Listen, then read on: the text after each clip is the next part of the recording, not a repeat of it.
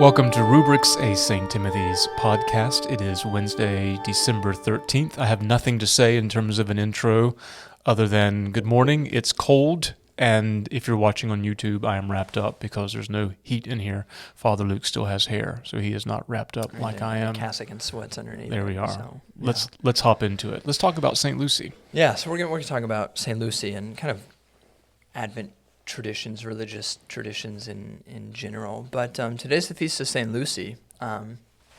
Remarkable story, early enough to where you get 5 or 6 different variations of the story. But she basically, what I find most interesting about her story, I'm not going to rehash the whole thing, but 50 years after St. Agatha had died, and 52 years, I think, St. Lucy was alive. And Lucy and Agatha are early saints. But by the time Lucy was alive, there was already a shrine for St. Agatha that people were already making pilgrimages to, and it had become a source of devotion. And so, I think that is interesting that even early in the church, the idea of martyrs dying and shrines being erected on their tombs and people making that as an object of devotion was well established. And so Lucy takes her mother there. Her mother's healed. In my little short reflection today, I kind of talked about how Lucy was insistent on giving her dowry away, basically. Her mother was trying to be practical, was starting to buy into her religious conversion, but said, why don't you do it as a bequest? And Lucy said, people do that when they die because it's the end of the road. They can't use it anymore. She said, you're called to make use of today, not wait until tomorrow. You're not promised tomorrow. And so I think she's, a good reminder of just religious zeal. She lost her life as a young woman. I don't know how old she was supposed to be, but the Mass intention was for the young girls of our parish. Reminding them that there's no age limit on saints, and I tell them that all the time, and they always get surprised when I tell them we've got very, very, very young saints who are martyrs. And you're right, the legend about Lucy, there are many versions. It's hard to give. There is no official version of the story. There may be. There's commonalities that you can kind of piece together. I like the fact that, she consecrated what would normally be taken from her, meaning her virginity, to God. And in a way, in a way, it's a profound feminist statement that this is mine. Yeah. This is mine to give to whom I wish and not to be taken from me.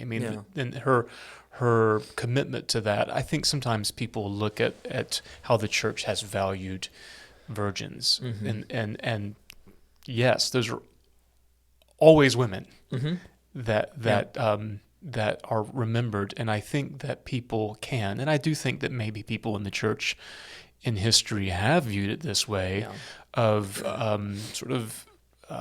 putting virgins on a certain kind of pedestal as the ideal, meaning that people in the married state I was about to say, and are the flip lesser side of than. that is, If women feel devalued. Correct, and that's unfortunate if that is what has happened. I think another way to look at it, which is a bit more helpful and healthy, is that these are women who, in a way, were before Me Too, were arguing for their own personal autonomy, and where they wanted to, how they were going to consecrate themselves, and not just let people take it from them, but to consecrate it to God. And we see this in Lucy's life because when she does that, her betrothed gets so mad that he sentences her to prostitution because he intentionally wants to say, no, I control you. And she's able to stand firm and say, no, this is mine, and I've given myself to God and God alone. Another great example we had last month, Cecilia, who also wanted to live her life consecrated to God, body, mind, heart, and soul. And she was married and she sang to God at her wedding, and that moved her new husband. And then he became baptized as well. So in that example, we have it working for conversion. In Lucy's example, we have it leading to her martyrdom. But we hail both as examples of, faithfulness. And, the call is whether you convert people or whether you're killed for your faith. You I do- remain steadfast. I do want to normalize is not the right word, but I do want us to consider that things like the details you've given, shrines emerged over the tombs of the martyrs or the saints. These aren't as. Are you okay? I'm plugging in my computer. I forgot to do it. These things aren't as strange as one might assume. And I was just thinking, Yeah. in terms of a secular connection, I was thinking of all of the famous tombs that I have visited, not on a religious pilgrimage. I was in Memphis in August. I did not go to Graceland, but that's why you Missed go. out. You go Yeah. to see his house, his car, but you also go to see his tomb. Great. Why do people go to Arlington National Cemetery? To pay homage to the dead, who many of them, most of them, died in defense of our nation. But you also go see the eternal flame next to the grave of John F. Kennedy. I'm trying to think of other. Tomb of the Unknown Soldier, even, where you Tomb don't of the even know Unknown- who. Tomb of the Unknown Soldier, there to you're see. right, is the best example of that. You Yeah. don't know who is You there. don't even know who it is. But and I think that may be actually a good comparison to some of these saints where we say, Right. you know what, we don't really know exactly the details, like St. Valentine's, a good Correct. example, or even Lucy or Cecilia or Yeah. these others where so much time has passed. It's very Yeah. difficult Are they for us. actually buried here? We Yeah, don't know. it's hard to tell. It's hard to draw hard distinctions between a romantic memory Yeah. and historical fact. But the point that remains, just like with the Tomb of the Unknown Soldier, we don't know who they were, how they died, Yeah. but we know but they did. And the circumstances are lost to us, Yeah. really. That's why they're unknown. So the exact circumstances of Lucy are unknown, but something happened. And the church early on remembered her for her faith and her witness. And again, Tomb of the Unknown Soldier, we've talked about before, is the best example of a non-religious liturgy that Yeah. I've ever seen in my entire life. And it's that done people well. people intuitively, not only do they get it, but they demand it. That's why they go. Really, if you did They go not, to legitimize it. if you did not have that liturgical festoon around that tomb, I don't think people would go to it in massive amounts No, of they people wouldn't. that go now. You go to see the changing of the guard. Have you seen that? I can't remember. Yeah. Yeah. 8th grade field trip.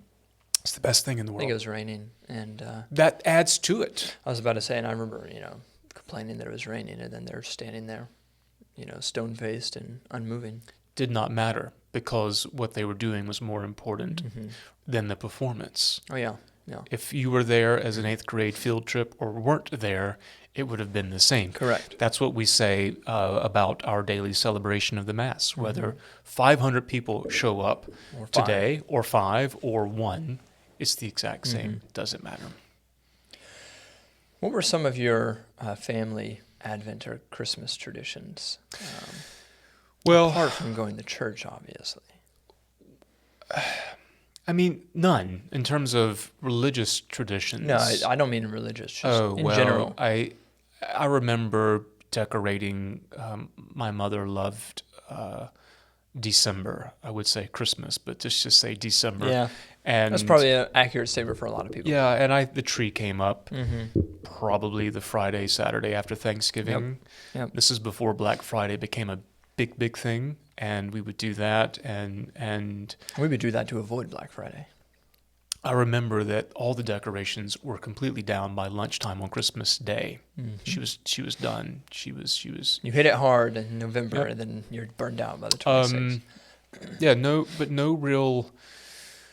We didn't have any real food traditions or family gatherings other than we do what I learned later the royal family does, which I thought, legitimized what we did. We would always open our gifts to each other on Christmas Eve and not Christmas Day. Christmas Day was for my grandmother, extended family, and Santa Claus, but not the household exchanging gifts. And Yeah. we would do that before we went to. We did go to church every Christmas Eve, and my church did not have a Christmas Day. Yep, same. So we would do gifts on Christmas Eve before we went, and then you go. And I absolutely loved. To this day, even though it's different than how we do it. Nothing but the fondest memories of Christmas Eve. Same, actually. Christmas Eve for me was, I think, my favorite. Yep. I remember as a kid saying that's my favorite day Mhm. because I still had some of the anticipation, but you're starting to lean into it.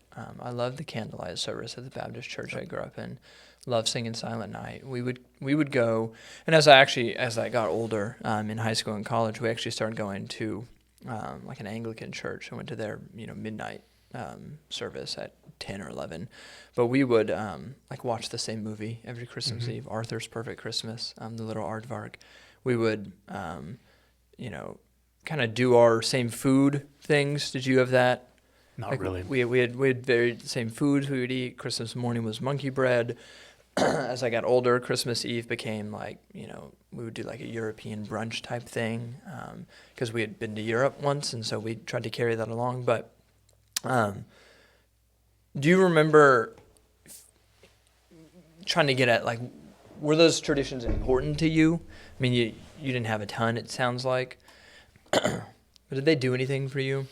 So the in terms of the household traditions, Yeah. the thing that I liked, that again, these are traditions that were in my family that I don't think, I mean, I know my parents never made the connection to the actual historical origins Sure, of them, yeah. meaning that we always had to put our shoes out on Christmas Eve. Ah, And interesting. and There's so a St. Nicholas correct. loop in. And the explanation was so Santa Claus knows Yep.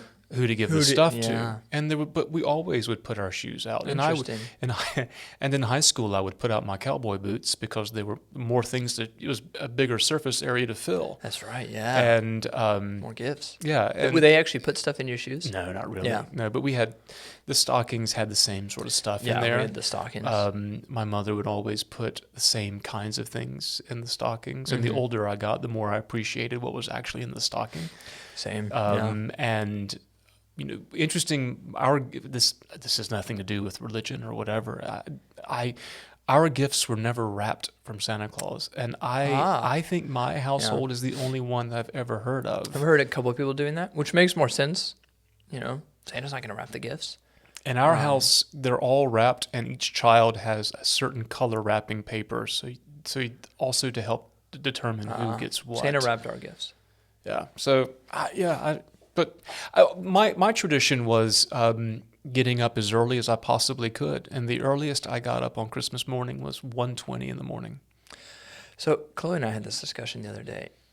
I was the opposite. I mean, I was excited, but my line of thought was I need to sleep as quickly and as long as I can because it makes the time pass quicker. So I would lay with my eyes closed in bed as still as I could and try to fall asleep as quick as I could. And it usually worked. And so I remember, I never really remember waking up at 2 a.m. and being too excited. I'd be like, gotta go back to sleep. It makes the time pass quicker. Yes, but you were a unique child, I Father. think I because was. That's what I'm learning. You confessed in your homily Sunday that you would lay Yeah. awake crying because I would. eternity was too long. Who does that? I couldn't figure it out. And I talked to someone after, this is a side note, about various fears. And so, mine were like thunderstorms, eternity. And thunderstorms, my solution was learn more about it. I thought I was going to be a meteorologist. I had books about clouds, and I learned to like them. I couldn't do that with eternity, and I think that's what frustrated me so much. I started trying to read theology, but no one can explain eternity satisfactory in a satisfactory way. So, yeah, I think I was a unique child. But I think for, what I'm trying to get at is the idea that these traditions do something for the people who participate in them. Even, excuse me, even when, You got COVID for Christmas. yeah, hopefully not. You don't do them necessarily because they're fun. Sometimes they are. Sometimes you just do them because you do them and you all do them together. And there's a binding element to that. Like when you actually all do them together, it does have a sense of bringing you together. Like I tell our families, religious traditions especially, but even traditions in general have a sense of making people feel like I belong here. There's a sense of belonging because we're all in this together. We're all doing this thing that is bigger than ourselves. And so it has a sense of binding people together. And that, I think, is overlooked of why we do, especially some of the things we do here, some of these traditions that we'll talk about soon. But in a real fundamental sense, they're trying to bring people together, bring us outside from our siloed areas and together in order to do something specific. I think you're right. I think those traditions, however, if they're going to last, the death of the matriarch or the Yes. patriarch, then they need to have a deeper meaning that Yeah. connects people, and they need to be adaptable appropriately. Yeah, in a And variety of circumstances. an example of, so I'm going to my extended family Saturday in Yep. South Carolina. I haven't been able to go for years and years and years because it was always on Sunday morning. I mean Sunday at noon, typically Advent 3 or 4. Yeah. Never could go. And they moved it to Saturday 2 years ago. This would be my third time going in 15, 16 years. And the thing that I don't like, that I loved as a kid, is sort of the dirty Santa exchange, whatever you call it, where there'll be 30, 35 people, and we'll be in a barn with sitting in a circle, and Or like a white elephant. white type elephant. thing. You Yeah. draw numbers, and then We do that with the youth. And they get a kick out of yes, it. but you have 15 people. When you have 35, it goes for an hour and a half. Yeah, it's almost too quick because you know what? We know what's funny is the youth. They kids, won't steal, will they? They never steal No, because that's the fun. they cannot get over the fact that there's a gift that I don't know what it is. It's the unknown. And the allure of the unknown. And so they just all open them and then it's over. So this was something That's that was funny. so much fun in the 80s Yeah. when it was a smaller group and the family wasn't quite as extended. But now it's, at least for me, maybe the younger kids have a completely different feel, but it's continuing a tradition that the matriarch is now dead. There is no clear Kind of a head. chore. It's kind of a chore. And I wish if that had a different meaning or different a different ritual, I would be all in. But that one is one that I frankly would like to die, because everyone has to bring a $25 gift. Well, that gets expensive, when you're going to do all this, and I don't know. So that's just me. Yeah, and I think the reason people cling to those, even when they realize it's kind of a chore, is because they want it to mean something. They do. They want it to be this binding agent, but it's not. But there are more accessible rituals that have greater meaning, and they're grounded in something. and little they more can substantial. be adapted. And by adapted, I don't mean the substance to change, but you and I are talking about the power of Christmas Eve and candlelight, and we both reflect with complete fondness on a service that is wholly different from what we will experience in a couple of weeks. Right. Yet there is something the same in them, Yeah. and that is the There's a portability similarity of there, that. yeah. I think I put this philosopher in the notices, sermon notes on Sunday. I really like him, and his name is Byung-Chul Han, and he talks a lot about like isolation of modernity. And Is he the one that I've been reading, the small things, the philosopher you turned me on to that talked about, I can't remember. There was one, well, this is bad radio. I can't remember the name of the book, but he's I've got all his books on my. I think he's the He one. talks about like panopticon and You've lost me. well, he compares Is like that what the you're lying internet- awake thinking about now? Yeah, No, but the internet, he talks about like the scent of time, the transparency of our society today, and how that's a bad thing. Yes, everything's yes. exposed. I have a couple of his. Yeah, Yes, I it's do. really Yeah. good. So he has a book on a couple of them, basically on festivals, on He's not Christian, is he? the art of no, he's not, and that's kind of my point. Is he actually taps into something really interesting with religious rituals and festivals, especially, even though, as far as I know, I don't think he's particularly religious. But he has a couple of quotes that I think are really interesting and kind of lead us into, our religious traditions here at St. Timothy's this Advent season. But he talks about, rest and work, and how for a long, long time, especially in, the medieval ages and the medieval universities, really understood that we work so that we can rest and contemplate. He says in our society today, it's kind of become flipped. We rest only so that we can work more.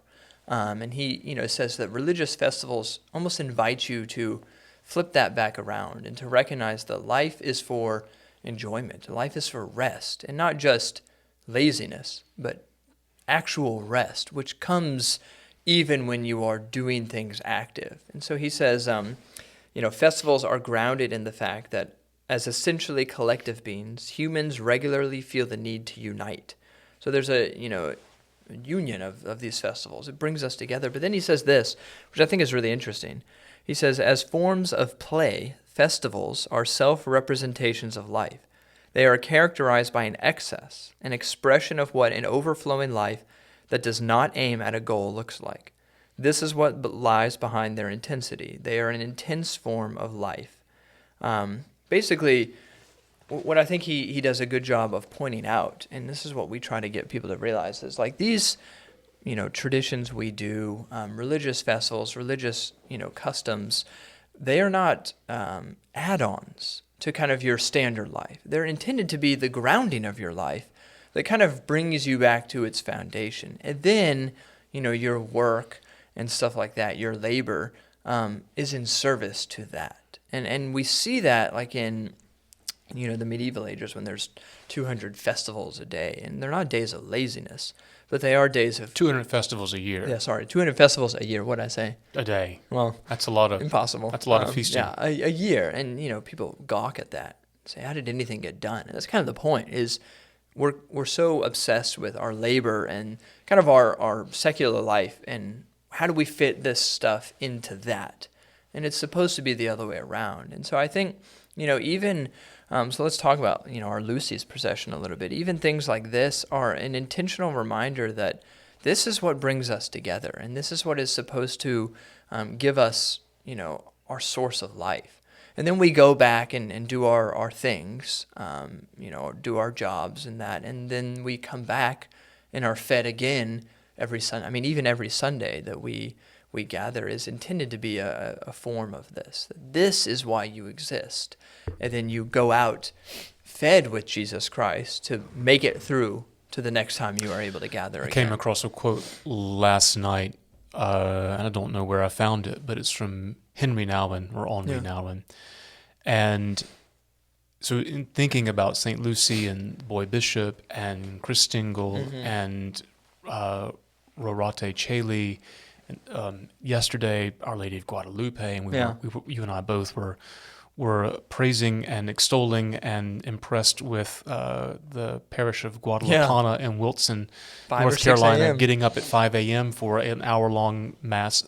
So everyone has to go to work. We assume they're all going to work. Yeah. And the church was full, and it was just great. It's absolutely great. great. And that really is the proof of this is why you exist. Absolutely. And then you go out to work. The quote from Henry Nouwen was, you don't think your way into a new way of living. Yeah. You live your way into a new way of thinking. And that's good. I think, so, and that's kind of what I'm leaning toward Sunday, is these things that we do, if you have to think them through before you come to your epiphany, it's never going to happen. Yeah. In a way that you were saying, you could figure out a thunderstorm, you can understand, cells building and how the atmosphere works, and to a large degree, we've got that sorted out. But bigger things, you're not going to sort out, especially not when you're 12. But if you can live into this way, then your mind will think differently. Not just get all the facts, but you will be able to process the facts that are in front of you differently, and discover that some are more important than others, and how they impact your life. And these things that we're about to talk about are ways in which we live, so that we can now think about the world and everything in it differently, and not the other way around. That's good. I think you and I have both said before, Christianity is not a Gnostic religion. We don't sit in a white room and just think about God, and that's good enough. No. It's lived out. So I'm gonna pull up a couple pictures, and we can just kind of talk about some of the Advent traditions we do. So a week and a half ago, first Sunday of Advent, this is an image. If you're watching on YouTube, you'll see these images. If not, you can go to our social media and you'll kind of see them as they happen, or if they've already happened. So this was Boy Bishop, and we crowned one of our youth kings, Beck Machado, and he's the one standing with a cope on there, and the previous year's Boy Bishop Mitchell is right next to him. But this one's always fun, and it's silly and still rooted in something real. But I think people always get a kick out of the Boy Bishop. But it's rooted in Magnificat, exalting the humble and humbling the exalted. But this has roots in medieval tradition, right? Yeah, medieval tradition, European tradition of, Okay. and this is not the most politically correct of the things that we do, and we get some grief about it. But I think boys in this day and time are disconnected from church, and I think it's good for them. And I stand by it, especially coupled with our Feast of Saint I was Lucy about to that say, we'll do. yeah. And so it's not like we have something for the boys only. Correct, and these are equal, and frankly, Saint Lucy's far holier than I most, was about most to bishops. say, let's be real. So I we're wish our not bishops we're not elevating the boys over the girls by any stretch of the imagination. But the thing about the boy bishop, just to go back to that for a second, is it is a protest against the pursuit of worldly power by adults, including those in the church. Yeah. And so it is a 3D lesson that the proud and the mighty will be scattered, and the lowly and the meek will take their rightful place as leaders. There we go. As leaders of God's people. Yeah. And the theme I'm again working towards Sunday is how all ridiculous I know this looks, but that really is the point. It is, yeah. You know what's ridiculous is a baby lying in a manger. Mm-hmm. That's ridiculous. You know what's ridiculous is a man hanging on a cross, forgiving his executioners. I mean, That's the whole ridiculous. nativity scene It's all ridiculous. And that's the whole point, because it grabs your attention because it's so out of the ordinary. Yeah. So you can look at young Beck Machado here, who did such a good job, as all of them have. Yeah. And the thing that I would... we get criticism from outside the parish, not within. People who come, they get it. Yeah. And you see these young individuals, the young men and the young women. They know two things. They know it is a form of play, but they take it very seriously, as does everyone else. I mean, it's still an evensong and benediction service. It is. And the thing that makes me, I think, most pleased with the boy bishop is, and St. Lucy's procession is newer. This will be our second time doing it. Is how seriously the adults take it. My favorite part of the boy bishop is the people getting blessings. People getting blessings and having their picture taken with him, and they do it, and they look forward to it, and they line up. And I love watching the boy bishop of that year really kind of stand a bit taller and understand, I think, something about what ritual in the church and what it can do and how people can take it seriously. Yeah.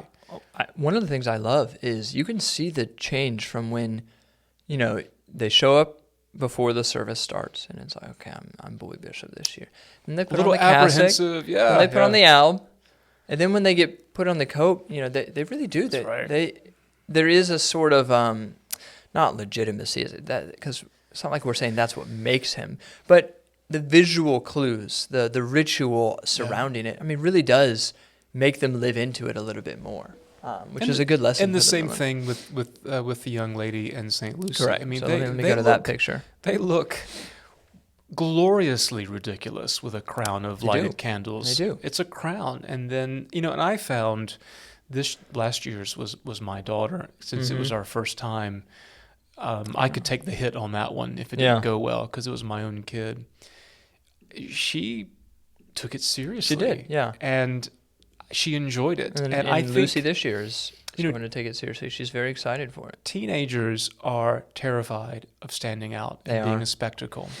And I think, though... we absolutely ask them to stand out for this. And if you surround them, though, with meaning, then they learn to take that risk. Standing out because you are you is terrifying. But standing out because you're standing on this proclamation, on this good news, is something with other else. people. And the thing about Christians is that we call attention to ourselves. I mean, we look ridiculous not to call attention to ourselves, but to call attention to Jesus Christ. And that is what gives you confidence. That's what gave Lucy confidence, Cecilia confidence. All these people that we remember is... to John the Baptist is the center of the gospel this Sunday. What did he say? Ridiculous man. He must increase and I must decrease. That's the whole point. And the more we can inculcate that attitude and teach that, the bolder we are in saying our prayers, living our faith. This is not me. This is not a philosophy I invented. This is Jesus Christ in me. And if he is in me, I can't help but for him for his light to shine in my life. Yeah, yeah, that's good. So Lucy, wears the crown of lights, and then we process around the neighborhood. This is the picture from last year, and we'll do the same this coming Sunday. God willing, it doesn't rain. Yeah, Which it and might. you see, all the kids at the front kind of leading the procession. Really live kind of similar idea of Boy Bishop as the kids leading, which I really like. But the Which youth is a kids, gospel message. yeah, Yeah. that's true. Become like a little child. The youth kids kind of had fun with it. Oh, we look ridiculous. People think we're crazy, but I remember when it actually happened, they were all about it. Yeah, they were. Once they actually have the sash on and they're part of a group, and they kind of get some confidence with the people around them, they enjoy it. And this is where the gospel comes alive, Mm-hmm. when the children and the youth, the children have an easier time getting into it than the youth, but it sort of trickles down. The children are all in, the youth are all in. Finally, the adults are like, okay, I can get into this, because the adults probably are the ones who may be the most self-conscious. I think they are. About going around the Correct. neighborhood singing Santa Lucia and holding a candle and doing all that, because they know how critical people can be, how mean people can be. Because honestly, they would probably say the They- same thing they if they might- saw a group. Not our people, of course, Hopefully not. but the average person. But I think that's possibly. the root of it is, well, if I saw somebody tongue in doing cheek. this, I would be judgmental. So they're going to be judgmental about me. And I think part of being in a festival, in that community, is getting over that. So that is what you just alluded to, Jesus saying, unless you have the faith of a little child, you cannot enter the kingdom of heaven, because you're not too proud Yeah, that's a good point. to let his light shine in your life. That's a good point. Children have to learn how to be self-conscious. We teach them. The We adults teach them by our own anxiety. Yeah, how to be self-conscious. That's a good point. Don't do that. Don't do that. People may see. And then the last one we do, I'm about to put up, is Christingles. This one, I'm sure people have Very English. heard of before. But I'm an Anglophile, so we import them over. And this one is outside. We froze. We actually sang Christmas carols a couple days before Christmas. Might But get I think- canceled for doing that. I but think the American version of a Christingle would be what I used to hear growing up about the candy cane, yeah, similar to candy cane. Probably. which was, and I forget I remember the red stripe being the blood, Red and stripe, white stripe being purity, maybe. I don't and know The cane. what was the symbolism of the shape of the cane. Is it the Good Shepherd? Oh, I don't know. I don't remember hearing that, but I don't know. But Christingle, it's an orange with a ribbon around it, the blood of Christ covering the world. Toothpicks in it with cloves, the sweet fragrance, and then we use gummy bears, but some type of sweet candy, which is the good works. Gumdrops, gummy bears. I've seen it both ways. It's either the good gifts that God has given to the world, or it's the good gifts that we are able to produce as a result of Jesus Christ. And then the candle in the center, the light of Christ coming into the world. Yeah, what is this? These are things that any home Should during ha- a you know, certain might have period of around. time would have around. You would have a piece of fruit, an orange, a candle, and something sweet. And if Yeah. you can take those things as visual aids to communicate why Jesus Christ was born, why did he die, that's all it is. Yeah. And that has become a fun tradition. Yeah. That we are recovering, that it's fun, because there's something ridiculous about shoving a candle into an Yep, orange, yep. because that's not what you do And with it's candles messy or and, oranges. it's fun. But you don't forget that. No. And then when you get the explanation, now you remember. And then you can sing carols and have hot chocolate and s'mores or whatever we're going to do. It's fun. Yeah. So, those are, and then I don't have a picture of Rorate Cheli, but, the pre-dawn mass, only lit by candles. Most of these, This I guess, is your first time. So it will be my first time. uh, I'll practice. well, you just need to make sure your glasses are clean, because it's hard to see. Yeah. Yeah. I would say I'm younger, so my eyes are a little bit better, Well, but they're not. You know what you can do? Yeah. Well, but they're not. I think Can't this believe past time that. I went to the doctor was the first time my eyes had not gotten worse. So it's a downhill slope. But so I don't have a picture of that. But going through these pictures, I just noticed that all of them except for Boy Bishop are trying to play with this idea of light and darkness, light coming into the world. Absolutely, yes. And Boy Bishop is symbolically there, but they really do play into that, and I think the reason is because that's so easily tangible. It's that one's very easy to grasp, even for little children. The idea of Jesus is light and he shines in the darkness, and you give them a candle and they can make that connection.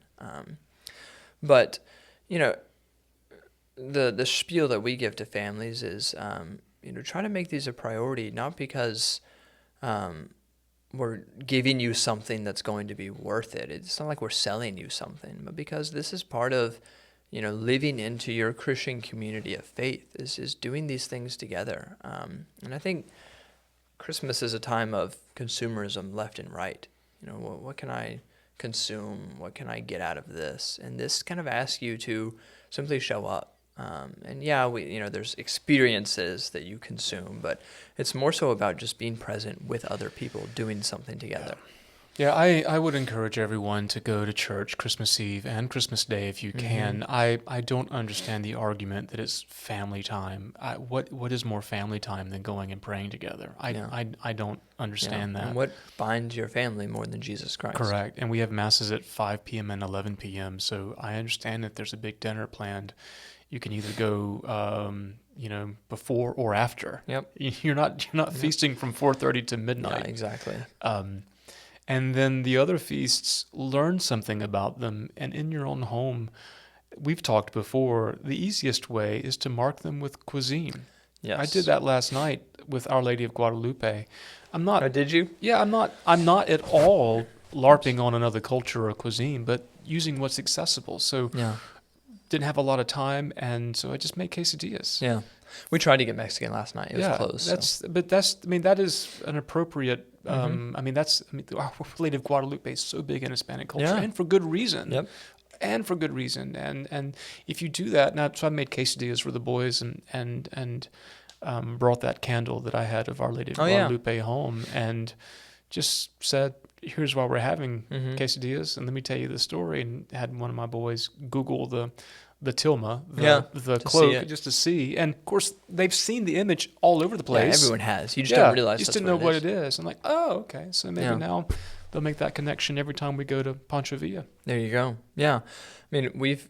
I think this is the first year we've tried to be consistent with the Advent wreath, and it's because we have a kid now, and he's too young, but he'll, go wide-eyed at the candles when they get lit. But it actually is helping us mark time differently than the world around us. I think Byung-Chul Han in another area quotes actually Aquinas, even though he's not religious, but basically says these religious rituals become the way you mark time instead of the rest of the world. And so you begin your day in prayer.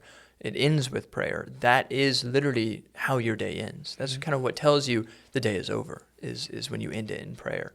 And that is becoming true for Chloe and I. I've been doing Compline with James as he goes to sleep every night.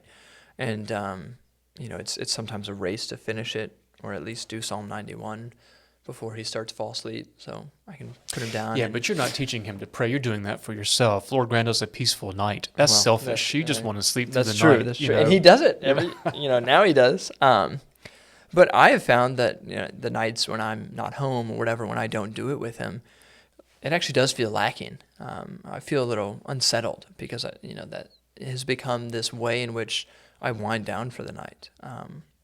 And so all of these rituals, they bring us together. They help us mark time. They're in service of a different kind of life. Here's what I have found. Something that has surprised me is priests are traditionally expected to say morning and evening prayer all the time. I think every single Church of England or Anglican Communion, group except for America, except for the Episcopal Church. They have to vow to do it. But what happens is people forget or they miss one or two. Yeah, that's not saying we are 100% perfect. No, but what I have found is that I realized at the end of December of last year, I said, you know what, I haven't missed an office since the beginning of Advent. Sometimes Saturday mornings I wouldn't do it. But so I made it not only the whole year of doing morning and evening prayer every single day, whether I'm traveling or ill or whatever, but I've continued. And I've discovered that doing it all 12 months, it becomes so physical. Mm-hmm. If I don't say the office before I get my day going, if it's a weekend, Mm-hmm. now here at the church it's easy because it's Yeah. at 8:00 and 4:00. We If do it I don't together. do it, I physically feel unsettled until I do it. And I can it's almost like the internal alarm clock. When Yeah. you've got a big day ahead and you set your alarm early and you're so worried you're going to miss your alarm, you end up waking up Yeah, that happens to me all the before, time. or you do it enough times that you end up waking up 2 minutes before your Yeah. alarm period. You don't Yeah. need it, but you set it anyway. I find myself, I'm not able to relax until Yeah. I do that. That's good. And That's the point. That's the point. It's not supposed to be a burden, but it's now so a part of my life that it's not just spiritual; it is physical. Mm-hmm. I need to do that, not in an OCD way that I it's an obsession, but something's off Yeah, until I do that. that's good. Any more comments on any of our Advent traditions or Christmas in general? At No, St. the Tim's? thing that I love about our traditions, apart from just the substance of each one by themselves, is I think upon reflection, is starting to recover more of Advent, Mm-hmm. where it's so very hard. And I think that for us, in terms of a pedagogy, instead of getting in the pulpit and screaming at people, don't decorate your trees, and we're skipping Yeah, it's not Advent helpful. and you're doing Christmas too early, is we haven't said a word about that. No. We are just adding things that aren't yet Christmas, that speak about the coming of Jesus Yeah. Christ, and really elevating those Yeah. occasions. And I think that is done a lot to recover. It extends Advent, makes it does. longer. Yeah. It has for me at least. Yeah, and there's just better ways of doing that than screaming at people. Like I'm doing the youth Doesn't Christmas work. party on the 10th day of Christmas or whatever.